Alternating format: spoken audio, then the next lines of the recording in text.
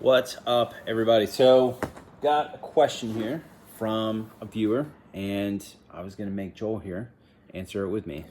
Sounds like a plan to me. Sign me up. So, simple enough question. What drills would you recommend to stop driving the gun down in recoil? I think that's a super fair question, and I think that probably a lot of people have problems with this thing of driving the Preach. pistol down Yes. as they're shooting.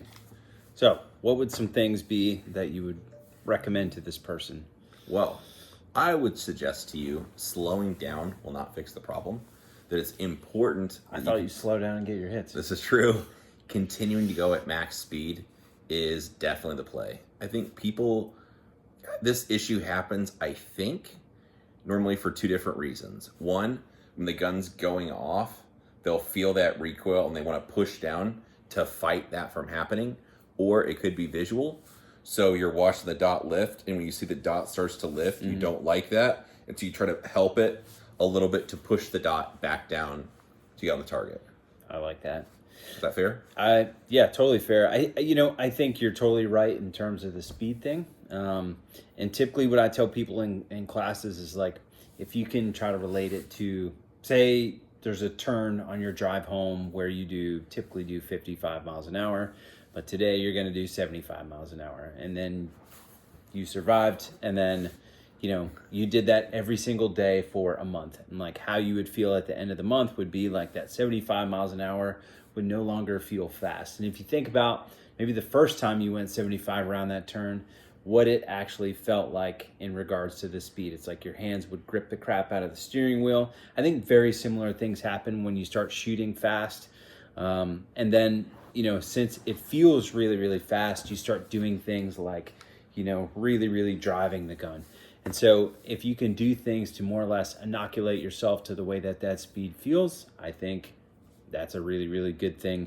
And I think some of the pushing down on the gun stuff will typically go away. Someone actually commented on that comment on YouTube that person should try dot torture. What are your thoughts on dot torture? Well, I mean, in a way, yes, but in a way, no. So what I think it's important to is, how about this? Kind of the drill is secondary to what your focus is. Agreed. And for most, I'm not going to pretend to be that smart. Most people can only think about one thing at a time. So what I would suggest is whatever drill you're doing, you put your brain power on your firing hand, thinking about just pressing the shot, like just pressing your trigger finger to release the shot, not having the rest of your hand clamped down, not trying to push into the gun. Just place your focus on your firing hand, thinking about pressing the trigger immediately without influencing it somehow. Probably my favorite drill for this, you could do in dry fire, which is trigger control at speed. What that looks like is you aim the gun at the target without your finger applying pressure to the trigger. On the beep, you're just gonna mash the trigger immediately. You could do an app on your smartphone, or if you have a shot timer, I'd recommend one of those, setting a random start so you don't really know when it's gonna be coming. And as soon as you hear the beep, you're looking to just press the trigger immediately.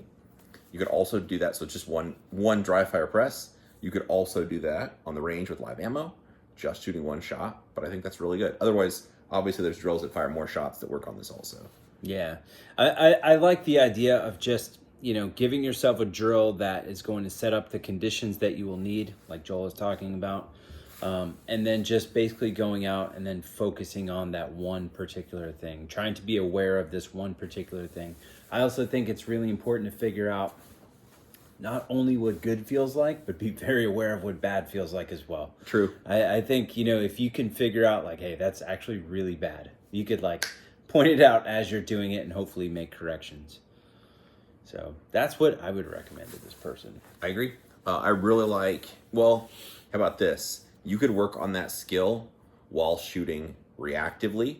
So I'll describe that as each shot is tied to a trigger press. So I see the sight for each trigger and I press the shot. You could work on the rapid fire drill, like doubles, where rapidly pressing the trigger, trying to shoot fast pairs of shots. You could really work on almost any type of shooting you wanted to work on this.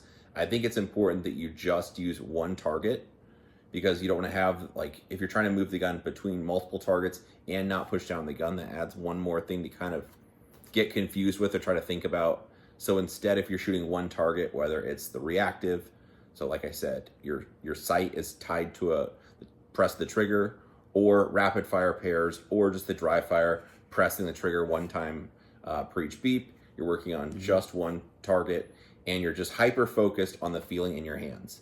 Because, like what you said, if you gain awareness that it's happening, it'll go a long way towards fixing the problem. The first step, they tell me, is admitting you have a problem. But once you are aware of that, it's tougher to unsee it. Otherwise, if you could slow down and make the problem go away. So that's like, hey, but it's not really going to go away, because once you shoot rapid fire, it's going to show up again. So it's important to just train at that rapid fire pace, and then you're just working to correct it along the way. And like I said, once you're aware of it, you're going to be hypersensitive to it, hopefully. Yep. And then, so kind of fast forward, you start off maybe with somebody pushing down the gun so hard it's barely on the target. Then after some training, you push down the gun, it's just an inch below your aiming point. You're still like, I'm so angry. Irritated. Yeah, 100%. It's like, well, it's way better than it was, but it's still not perfect. And you're aware of it, and you keep trying to work at it, try to make it better. When does this ever go away? Does it ever go away? Does the journey to shoot fast and straight ever go away? Still working on grip and trigger press. I don't have it under control yet. I'll keep working on it. I don't feel like it's something that you're ever happy with. Every time agree. I've gone out and shot doubles, like, it doesn't matter where I'm at in my shooting journey, so to speak. It's like I'm never really totally happy with every single shot. And I think that's actually a pretty damn good place to be, because you are looking at basically every single thing. Like, you're aware of all of it. Yeah, hungry. And that's the goal. Hungry, trying to get better. Yep. It's what's the line? It's a journey without a destination. Yep, for sure. Yeah. All right. Well, very good. That's what I got on that. If you guys have any questions, comments, concerns, drop them in the comment box below. And for this one, we'll make Joel answer all of those. False.